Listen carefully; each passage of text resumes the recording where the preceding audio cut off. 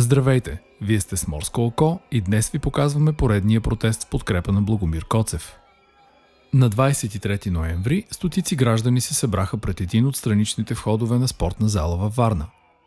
Поводът бе извънредното заседание на областната избирателна комисия. Целта й бе да се гласува отстраняването на Благомир Коцев от кметския пост след дългото му отсъствие от работното място. Стана ясно обаче, че заседанието е прекратено преждевременно, а въпросът за отстраняването на варненския кмет не е бил гласуван изобщо. По думи на Велин Жеков, председател на областната избирателна комисия, е необходимо допълнително уточняване на периодите, в които Благомир Коцев е отсъствал от работа. Припомняме, че на 8 юли тази година Коцев бе изненадващо задържан по акция на Комисията за противодействие на корупцията.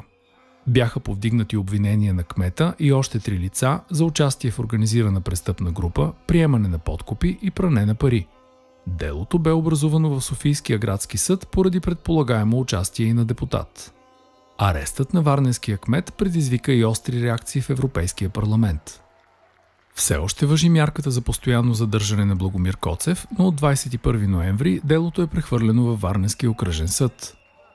На 27 октомври от 13:30 часа ще се състои открито съдебно заседание, когато ще бъдат разгледани молбите от адвокатите на варненския кмет за изменение на мярката за неотклонение.